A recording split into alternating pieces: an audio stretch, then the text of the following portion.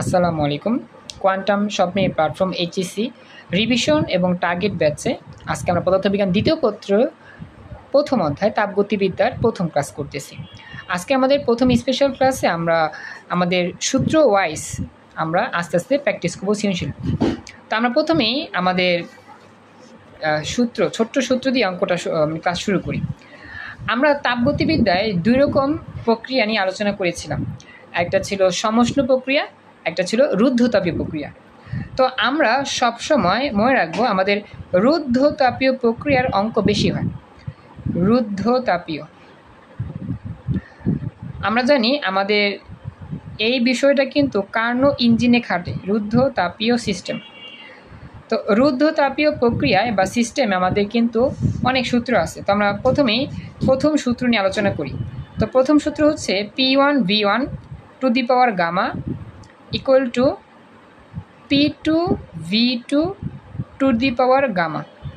এগুলো একটু কষ্ট করে মনে রাখতে হবে। হ্যাঁ, এটা হচ্ছে প্রথম সূত্র। রুদ্ধতাপীয় প্রক্রিয়ায় তিনটা সূত্র আছে। তো প্রথম সূত্র হচ্ছে P1V1 to the power gamma এবং P2V2 to the power gamma.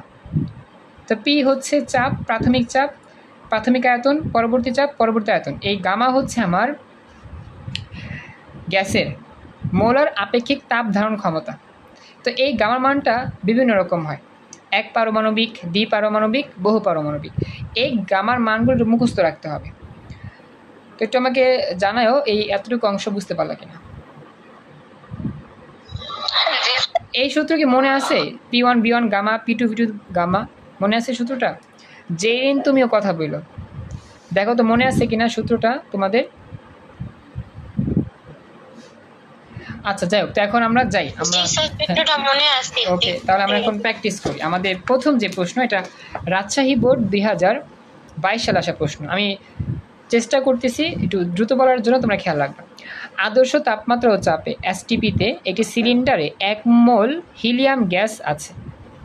পরবর্তীতে উক্ত হিলিয়াম গ্যাসের আয়তন প্রথমে সমষ্ণ প্রক্রিয়া এবং পরে রুদ্ধতাপীয় প্রক্রিয়ায় 1.5 গুণ করা হলো।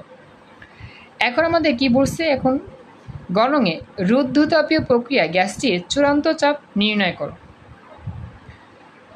দেখো উদ্দীপক সহ প্রশ্নটা ভালো করে বুঝতে পারলা কিনা।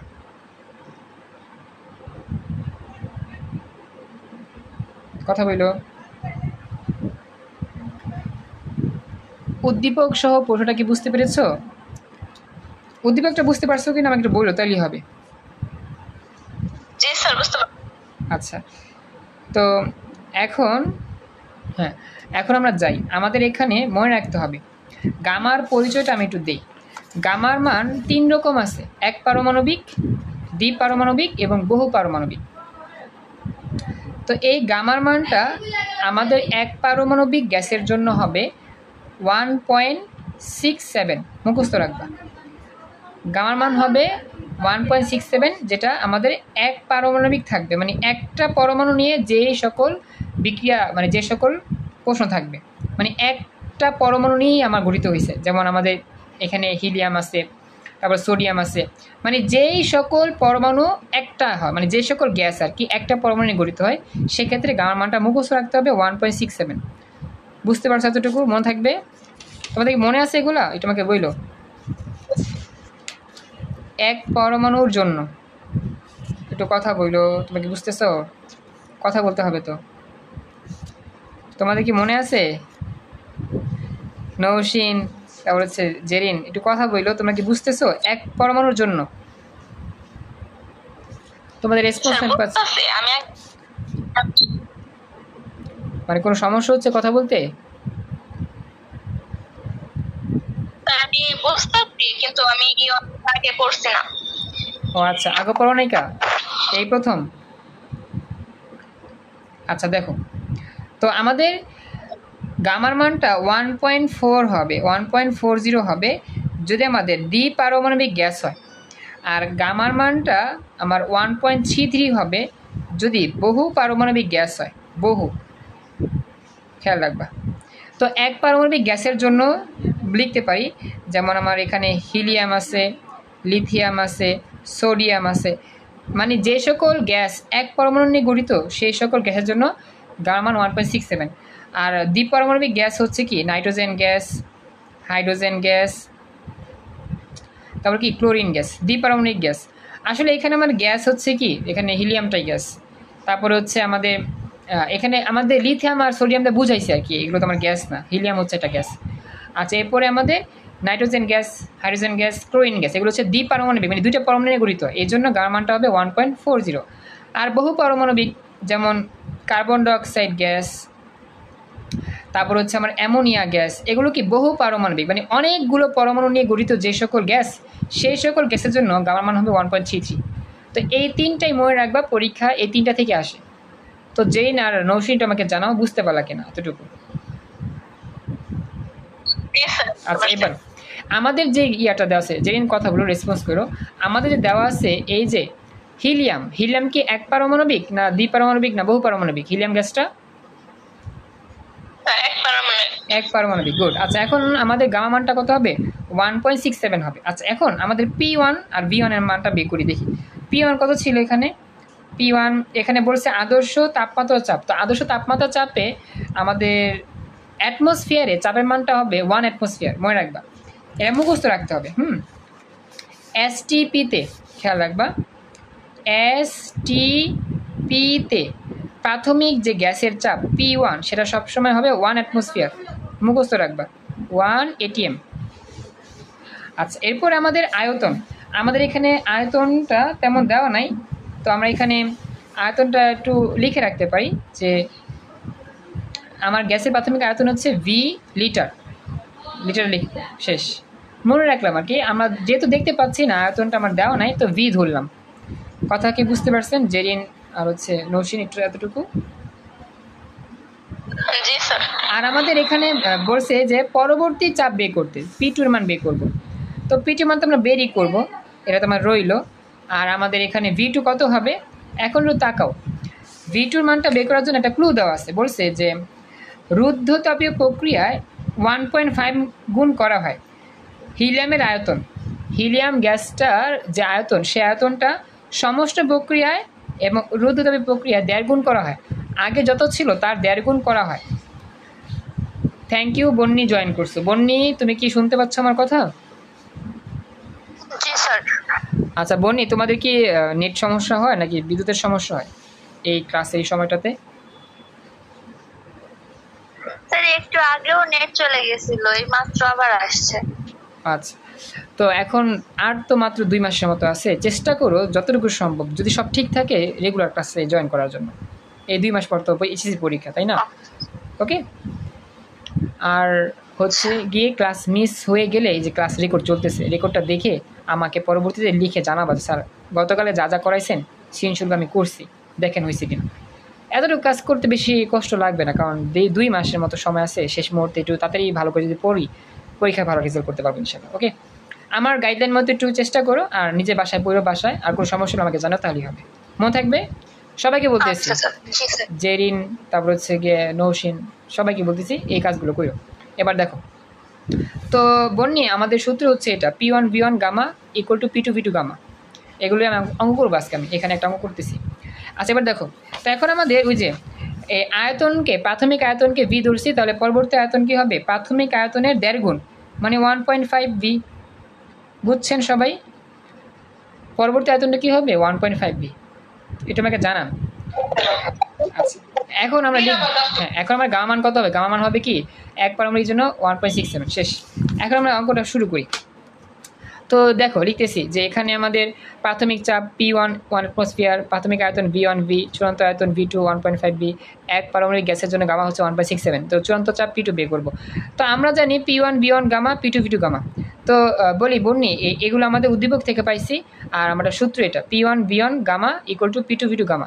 তো বন্যি, তুমি কি দ্বিতীয় পত্রের তাপগতিবিদ্যার সূত্রগুলো কি ধারণা আছে বা এগুলো কি জানো, পড়ছিলা? জি স্যার, আমার এই চ্যাপ্টার কমপ্লিট। মানে এই চ্যাপ্টার পুরোটা কমপ্লিট? টেস্ট পেপারে যা যা প্রশ্ন আছে মোটামুটি সব প্র্যাকটিস করছো? হ্যাঁ হ্যাঁ, আমার বোর্ডের গুলাও করা হয়ে গেছে। ও আচ্ছা, তো মোটামুটি তোমার হয়ে গেল, কমপ্লিট তো হয়েছে। কত বোর্ড পর্যন্ত করছিলাম? স্যার ওখানে মনে হয় 16 সাল পর্যন্ত করা হয়েছে, মানে 2023 থেকে শুরু করে 23 সালেরটা আমার ইয়েতে নাই, মানে আমি 23 সালের আগে কিনছি তো, এজন্য টেস্ট পেপারে 23 সালেরটা নাই। ও আচ্ছা, বুঝতে পারছি। 22 সাল থেকে 16 সাল পর্যন্ত হয়ে গেছে। মাশাআল্লাহ, তো হয়েছে ভালো, অনেকটা দূর আগে গেছো। আমি এটা ধরছি কেন, উনি রিভিশন করতেছি তো মোটামুটি সবগুলো প্র্যাকটিস করার জন্য এটা ধরছি। দ্বিতীয় পত্রের প্রথম ক্লাস করতেছি আজকে। যাক, মোটামুটি তো জানা আছে, পারছো, কমপ্লিট হয়ে গেলো। তো এখন তুমি যে কাজটা করবা, নেক্সট যে অধ্যায় করতেছো সে অধ্যায় করতে থাকবা। আমি তো এটা করাবো, যতটুকু পারি করে শেষ করে নেক্সট অধ্যায় যাবো। আপাতত আমাকে করাতে হবে কিছু, তাই না?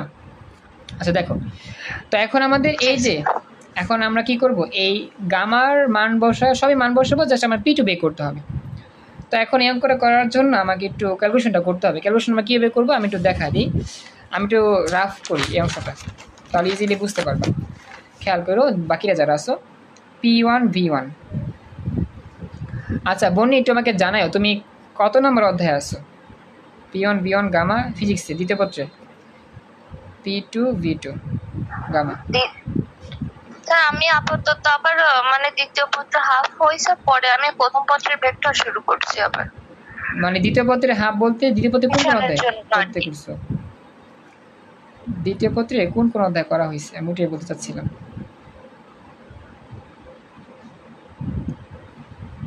তুমি কি আমার কথা বুঝতে পারো না? আমি বললাম যে দ্বিতীয় পত্রে কোন কোন অধ্যায় করছো, টাচ করছো কোন কোন অধ্যায়?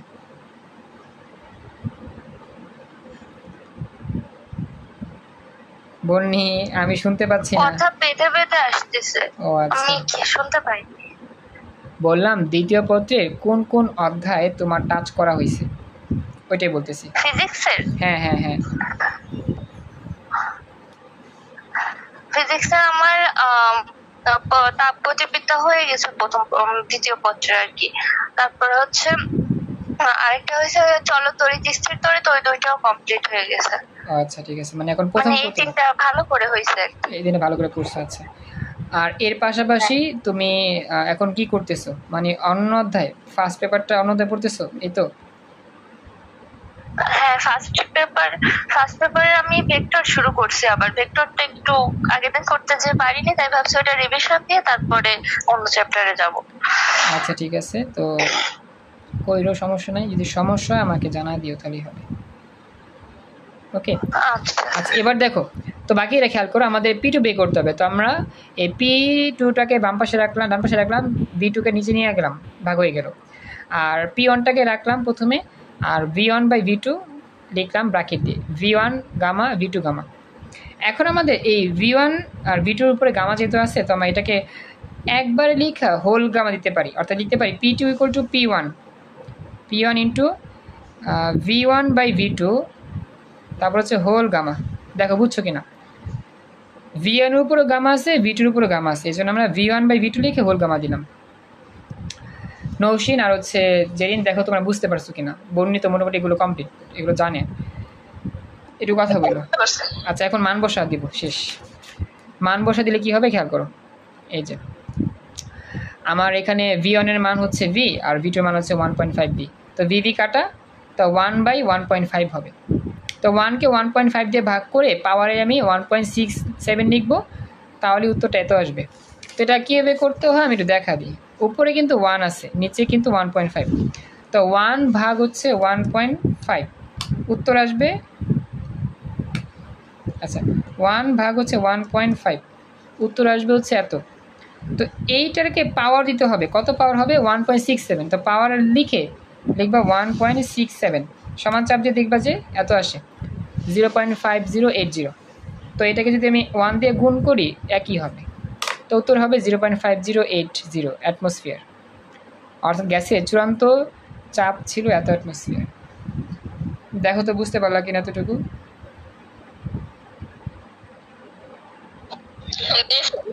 আচ্ছা এরপরে আমরা যেতেছি পরবর্তী অংশ। তো পরবর্তী অংশটা হচ্ছে নতুন সূত্র। এই সূত্র আলোচনা শেষ, মানে যত সূত্র আছে আলোচনা করে দিলাম একবার, বাকি কাজ তোমাদের দায়িত্ব তোমরা করবা। তো রুদ্ধতাপীয় প্রক্রিয়ায় 2 নাম্বার যে সূত্র সে সূত্র। আচ্ছা আমি বন্নি একটা কথা বলি, আমি তো রিভিশন করাই ফেলছি ভেক্টর। ওই ক্লাসগুলো কি পাইছিলা? আমার রিভিশন ক্লাস অনেকগুলো করাইছিলাম। স্যার ভেক্টর রিভিশনটা করা হয়নি, কিন্তু ফার্স্টে বেসিকের যেটা করাইছিলেন ওইখানে করা ছিল আচ্ছা ক্লাস। তুমি তো এখন রিভিশন করতেছো না? তো এখন রিভিশনে আমি ক্লাস করাইছি, ওই অধ্যায়ে প্রায় 13টা ক্লাস মনে আছে রিভিশনে। ওগুলো দেখে নিও, তাহলে আরও ভালো বুঝবা বা প্র্যাকটিস করার সময় আরও ভালো আয়ত্ত হবে। আমি লিঙ্ক দিয়ে দিব আচ্ছা খালি রিভিশনে। আচ্ছা, আচ্ছা তো দেখো পরবর্তী সূত্র, সরি এটা P1T1 হবে, V1 না T1 হবে, তাপমাত্রা আর চাপের সম্পর্ক। P1T1 গামা -1, আগে ছিল শুধু গামা, এখন হবে গামা -1, খেয়াল রাখবা। P1T1 গামা -1 নাকি, সরি না, এটা আমি তো 3 নম্বরটা লিখতেছিলাম, 2 নম্বরটা হবে T1V1, সরি ফর মিস্টেক। 2 নম্বর সূত্রটা হবে তাপমাত্রার সাথে আমার চাপের, আমি 3 নম্বরটা লিখতেছিলাম, সরি ফর মিস্টেক, একটু খেয়াল করো। 2 নম্বর সূত্র হচ্ছে তাপমাত্রা আর হচ্ছে আয়তন, T1V1 gamma -1, T1V1 gamma -1, gamma -1 equal to T2V2 gamma -1, T2V2 gamma -1, মনে রাখবা T2V2 গামা -1। আজকে আমি জাস্ট তোমাদের ধরায় দিতেছি প্রশ্ন ইয়েগুলা, বাকি কাজ তোমাদের দায়িত্ব, সব ছবি তুলে দিয়ে দিব, বেশি বেশি প্র্যাকটিস করবা, তাহলে টপিকগুলো শেষ। আমাদের দ্রুত আগাতে হবে। এ হচ্ছে 2 নম্বর সূত্র, তাপমাত্রা আয়তনের সম্পর্কে সূত্র। আগে ছিল P1V1 গামা, P2V2 গামা, এখন T1V1 গামা -1, T2V2 গামা -1। এ হচ্ছে সূত্র, প্রাথমিক তাপমাত্রা প্রাথমিক আয়তন, পরবর্তী তাপমাত্রা পরবর্তী আয়তন, আর হচ্ছে গ্যাসের মোলার আপেক্ষিক তাপ ধারণ ক্ষমতা গামা। ব্যাস, এই সূত্র দিয়ে আমরা এখন নেক্সটে পরবর্তী একটা প্রশ্ন সমাধান করব। এটা আমাদের ওই রুদ্ধ তাপীয় প্রক্রিয়ার জন্যই আসছে। দেখো তো বুঝতে পারলা কি এতটুকু? জেরিন আর হচ্ছে নৌসিন কথা বলো। আচ্ছা, এখন আমরা একটা প্রশ্ন হাতে নিই। এই প্রশ্নটা একটা গ্রাফ রিলেটেড প্রশ্ন, যেটা আমাদের যশোর বোর্ড 22 সালে আসছিল। এখানে বলছে পিভি নির্দেশক চিত্র একটি কার্নো চক্রের কার্যকর পদার্থ দ্বারা সম্পাদিত কাজের চিত্র দেখানো হলো। মানে এখানে একটা কার্নো চক্রের চিত্র দেওয়া আছে, এক্স অক্ষ ওয়াই অক্ষ। তো যেখানে আমাদের 4টা বিন্দু দেওয়া আছে, এ বি সি ডি। তো 4টা বিন্দুতেই চাপের মান আয়তনের মান দেওয়া আছে, যেমন এ বিন্দুর চাপের মান P1 আয়তন V1, বি বিন্দুর চাপের মান P2 আয়তন V2, সি বিন্দুর চাপ P3 V3, ডি বিন্দুর চাপ P4 V4। আর দেওয়া আছে তাপমাত্রা T1 তাপমাত্রা T2। আর এখানে V1 এর মান দেওয়া আছে, V2 এর মান দেওয়া আছে, আর এখানে গামা মান দেওয়া আছে 1.4, আর এন এর মান দেওয়া আছে 2 মোল। মনে রাখবে একটা কথা, আমাদের যদি গ্যাসের কথা না বলে দেওয়া থাকে, গ্যাসটাকে এক পারমাণবিক নাকি দ্বিপারমাণবিক না বহু পারমাণবিক, যদি এটা নাই দেওয়া থাকে গ্যাসের নাম, তাহলে গামার মানটা সবসময় 1.4 ধরতে হবে। আমি আবারও বলতেছি, আমাদের গামা হচ্ছে গ্যাসের প্রকৃতির উপর নির্ভর করে গামার মানটা হয়।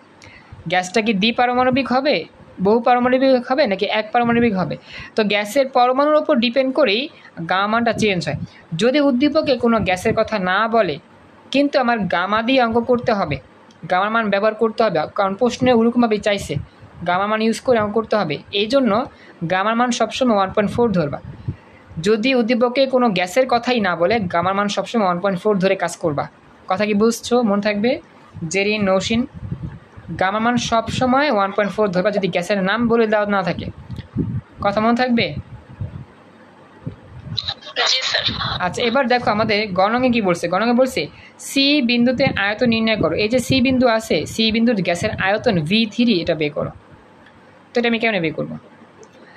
একটা কথা মনে রাখবা, আমাদের এই যে গ্রাফগুলো যে আছে, এই গ্রাফগুলো থেকে বুঝতে হবে এই যে আমার সি বিন্দুতে যে গ্যাসটা আসবে, সেই গ্যাসটা কেমন অবস্থায় থাকবে। প্রথমে গ্যাসটা ছিল এতে, এ থেকে বিতে গেছে, বি থেকে সিতে আসছে। আচ্ছা, এখন কথা হচ্ছে আমাদের সিতে আসার আগে গ্যাসটা আগে কোথায় ছিল? আগে ছিল বিতে। সিতে যে গ্যাসটা পৌঁছাইছে, সিতে আসার আগে গ্যাসটা কোথায় ছিল? আগে বিতে ছিল, বি থেকে তো সিতে আসছে। জেরিন নৌসিন কথা বুঝছো? সিতে আসার আগে গ্যাসটা কোথায় ছিল? গ্যাসটা বিতে ছিল। জেরিন কথা বলো, জেরিন তো চুপচাপ আসো।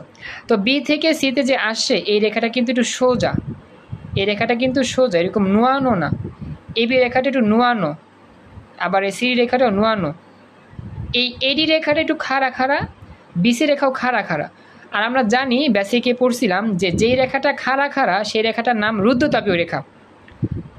যে রেখাটা খাড়া খাড়া সে রেখার নাম কি রুদ্ধতাপীয় রেখা, আর যে রেখাটা শুয়ে আছে সে রেখার নাম হচ্ছে সমষ্ণ রেখা। তো নৌসিন আর যেই মনে রাখবা, আমাদের কার্ণচক্রের যেই রেখাটা খাড়া খাড়া হবে, মানে সোজা সোজার মতো হবে, ওয়াক্ষের মতো হবে, বা পুরোপুরি ওয়াক্ষ না, মানে ওয়াক্ষের মতো হবে, সেই রেখাটাকে বলা হবে রুদ্ধতাপীয় রেখা। কথা মনে থাকবে। আর আমাদের যে রেখাটা এরকম শোয়ানো থাকবে, নোয়া থাকবে, সেই রেখার নাম হবে সমষ্ণ রেখা। তো আমাদের সি বিন্দুতে আয়তন বের করতে বলছে, তো সিতে আসার আগে গ্যাসটা ছিল বিতে, তো বি থেকে সিতে যে আসতেছে এটা হচ্ছে রুদ্ধতাপীয় অঞ্চলে আসতেছে, গ্যাসটা রুদ্ধতাপীয় অঞ্চল বরাবর হেঁটে আসতেছে। তার মানে আমাদের রুদ্ধতাপীয় প্রক্রিয়ায় গ্যাসের যে আয়তন বের করতে হয় সেই সূত্র দিয়ে অঙ্কটা করতে হবে, যেই সূত্রটা আমরা একটু আগে পড়ছিলাম। কথা কি বুঝতে পারছো? রুদ্ধতাপীয় প্রক্রিয়ায় আমাদের কি করতে হবে, গ্যাসের আয়তন বের করার জন্য এই সূত্র পড়ছিলাম, T1 V1 Γ-1 T2 V2 Γ-1, এটা দিয়ে করতে হবে। মনে থাকবে কথাটা? বুঝতে পারছেন এতটুকু? আচ্ছা, এবার আমরা যাই। আমাদের এখানে তো মনে করো যে V1 T1 এগুলো লাগবে। দেখো আমাদের বিতে ছিল প্রথমে, একবার প্রথমে এতে ছিল, এটা নেওয়া যাবে না। কেন নেওয়া যাবে না? সিতে আসার আগে তো বিতে ছিল, তো বিটা হবে প্রাথমিক অবস্থা, সিটা হবে শেষ অবস্থা। মনে রাখবা। অনেকে মনে করে যে আমি এ থেকে নিব, আসলে না, এ থেকে না, এটা তো অনেক আগে, আমার সিতে পৌঁছানোর আগে ছিল বিতে আগে। তো সি আর বির মধ্যে সম্পর্ক করে অঙ্কটা করতে হবে। তো বিতে যেটা দেওয়া আছে V2, এটাকে ধরবা V1, মানে মনে মনে ধরবা আর কি। তো V2 হচ্ছে V1 দেওয়া আছে, আর P2, এই P2 এর মানটা কিন্তু আমাদের দেওয়া নাই। আচ্ছা, P2-র মানটা, আচ্ছা আমাদের P2-র মানটা তো লাগবে না, আমাদের তো হচ্ছে V1 আর T1 নিয়ে কাজ। আচ্ছা যাও, তো দেখো, তো আমাদের এইখান থেকে এতটুকু হচ্ছে T1, তো আমার T1টা এ বিন্দুর জন্য সত্যি, বি বিন্দুর জন্য সত্যি, মানে T1-এর মানটা পেয়ে গেছি। T1-এর মান হচ্ছে 500 কেলভিন। তো আমাদের এটা V1 T1, V1 হচ্ছে এত ঘনমিটার আর T1 হচ্ছে 500 কেলভিন। বুঝতে পারছো এতটুকু? কথা বললো। এরপরে আমার V2 বলতে V3 হবে, আর T2 দেওয়া আছে 300 কেলভিন। ব্যাস হয়ে গেল। তো আমি লিখব যে আমাদের এখানে V2-র মান হচ্ছে 6 × 10⁻³ ঘনমিটার, T1 হচ্ছে গিয়ে আমাদের 500 কেলভিন, T2 হচ্ছে গিয়ে কত 300 কেলভিন। আমাদের বের করতে হবে কি V3 বের করতে হবে। আচ্ছা, আর গামা মানটা 1.4। এবার খেয়াল রাখবা, আমাদের আসলে সূত্র কি ছিল? মেন সূত্র ছিল T1 V1 Γ-1 T2 V2 Γ-1। এখন V1 এর পরিবর্তে কিন্তু সেটা V2 হবে, T1 T1ই থাকবে, T2 T2ই থাকবে। নৌসিন বুঝতে পারছো কথাটা? T1 T2 যা আছে তাই থাকবে, V1টা হবে জাস্ট V2, V1টা কি হবে? V1টা হবে V2 আর V2 হবে V3, কারণ আমাদের প্রতীকে একটু চেঞ্জ দেওয়া আছে। কথা কি বুঝছো? T1, হ্যাঁ T1 আর T2 কিন্তু আমার যা আছে তাই। আমার V1টা কিন্তু V2 হবে, কারণ আমাদের B থেকে শুরু হয়েছে, B থেকে শুরু হয়েছে, সিতে শেষ। তো B থেকে শুরু হলে V2 তো হয়, এটাই হবে V1, আর সিতে শেষ হলে V2 হইতো, কিন্তু এটা V3, কারণ সিতে আছে এজন্য। ওকে, তাহলে আমরা যদি লিখি সূত্রটা তাহলে এরকম হবে। তো লিখবো যে আমরা জানি T1 V2 Γ-1 = T2 V3 Γ-1, শেষ। তো এটা আগের মতোই, আমাদের তো লাগবে কিসের মান? V3 মান। তো এখন এই V3 মানটা বের করতে তো ঝামেলা। তো এখন এই ক্যালকুলেশনটা করতে একটু সময় লাগবে, মানে একটু প্যারা দেয়, বুঝছো? এটা কেমনে করতে হবে এটা আমি রাফে একটু বুঝাই দিই, এখানে এমনি বুঝবা না, এটা অনেক শর্টকাটে করছে। মানে এই ক্যালকুলেশনটা অনেক মারাত্মক, এটা বুঝতে অনেক কষ্ট হবে যদি তুমি প্র্যাকটিস না করো, এটা অনেকটা কষ্টদায়ক বিষয়। যাই হোক আমি দেখাই। T1 V1 Γ-1, আচ্ছা V2 হবে, হ্যাঁ, T2 V3 Γ-1। আমাদের তো আসলে এই V3 বের করতে হবে, আমাদের পাওয়ার কিন্তু V3-র মধ্যেই, V3 বাইরে থাকলে ভালো হইতো, কিন্তু V3 পাওয়ারটা চেঞ্জ করবো কেমন, এটা তো ঝামেলা। যাই হোক, ঝামেলা কিছু নাই, আমরা এখন যাই। আমরা T1 T2কে এক পাশে রাখি, V1 V2কে এক পাশে রাখি, তাহলে আমার কী হবে, V2 গামা -1 হবে, আর V3 গামা -1 হবে, আর এখানে T2/T1 হবে। বুঝতে পারছো নৌসিন এতটুকু? জি স্যার। এরপরে দেখো আমরা কিন্তু যা লিখতে পারি যে V2/V3 গামা -1 লেখা যায়, V2/V3 gamma -1 equal to T2/T1।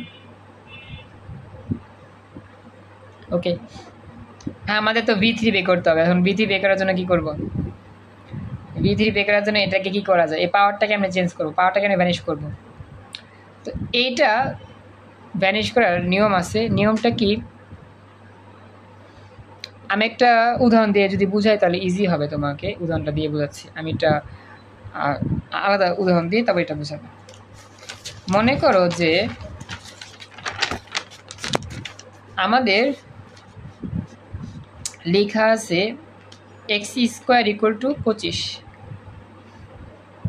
তো এখান থেকে x এর মান বের করতে কি করতে হবে বলো তো?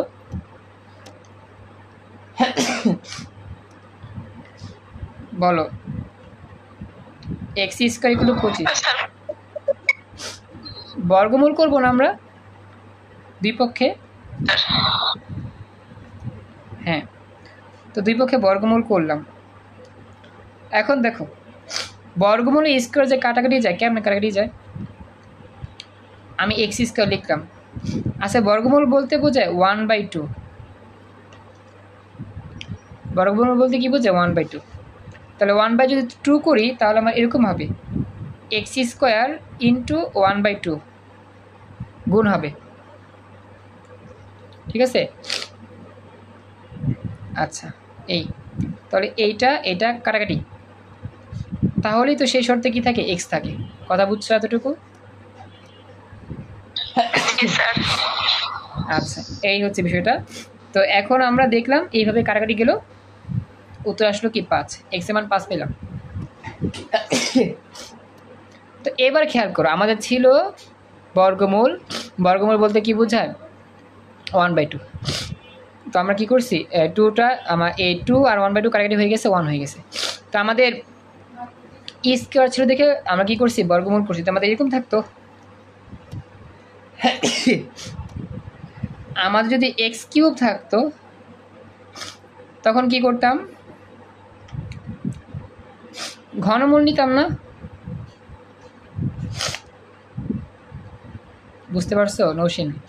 x³ তাহলে কি নিতাম, ঘনমূল।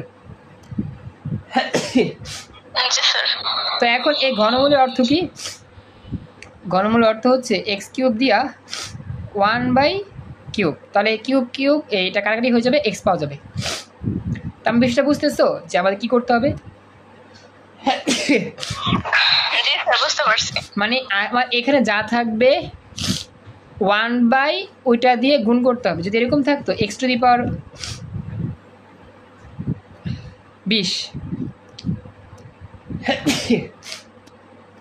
তাহলে এখান থেকে শুধু x বের করার জন্য কি করতে হইতো, x⁻20কে 1/20 পাওয়ার আনতাম।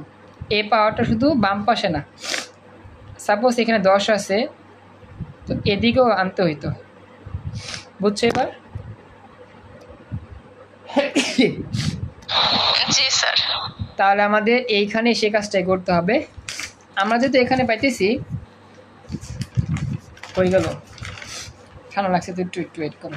এই যে আমার যেহেতু এখানে Γ-1 আছে, এই Γ-1কে ভ্যানিশ করার জন্য আমরা দুই পাশে 1/Γ-1 দিয়ে গুণ করি, পাওয়ার যাচ্ছে তাই। V2/V3 Γ-1 সেকেন্ড ব্র্যাকেট দিয়া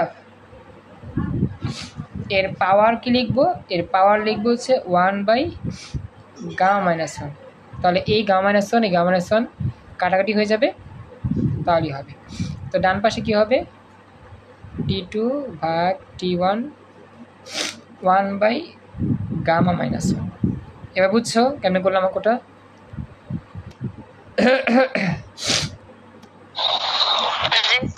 ওকে, তাহলে V2/V3 হবে, তাহলে আমাদের এটা হবে। আচ্ছা, তো এটাই করছে আর কি।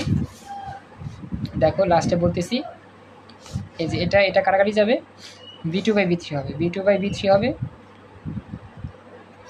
তো হবে এরকম T2/T1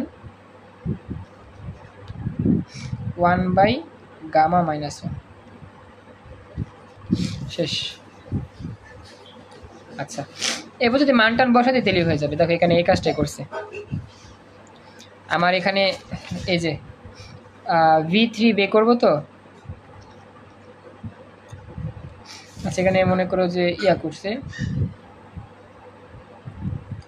আমি কইছিলাম হ্যাঁ V3 না V2 কোনটা, আমাদের তো ওখানে V2 ছিল, V3 ছিল, হ্যাঁ V2 করছি γ-1। আচ্ছা, এটা যদি উল্টা দিই বা ভাগ করি তাহলেই হবে। আমি যদি এটা উল্টা দিই, চেঞ্জ করি, তাহলে কি লেখা যায়? V3/V2 T1/T2 1/γ-1, এরকমই তো করছে। হ্যাঁ, এরকমই করছে, মানে উল্টা দিছে আর কি। T1/T2 আর V2 সেক্ষেত্রে কী হয়েছে, এই যে কই গেলাম আমরা, আমি তো হারাই ফেললাম, আমি দেখালাম,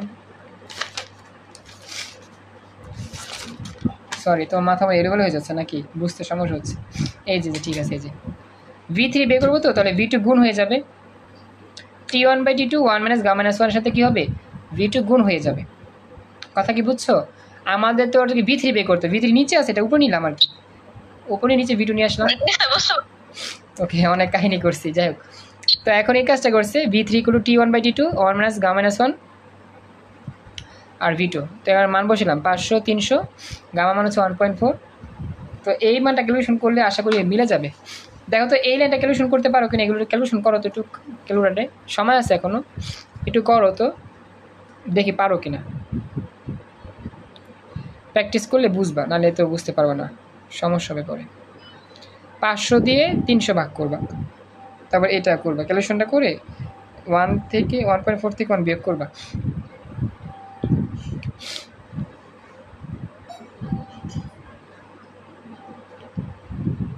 হ্যাঁ, ট্রাই করো, পারবা, আশা করি, চেষ্টা করলেই হবে। আমি কি দেখা দিব না পারবা, না করতেছো?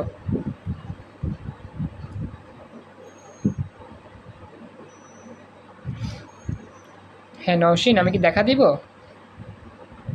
না করতেছো? নওশিন, তুমি কি আছো ক্লাসে, তোমাকে জানাও।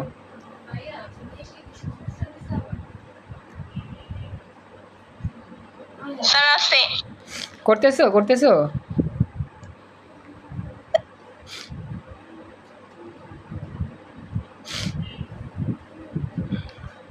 দেখো তো পারো কি না।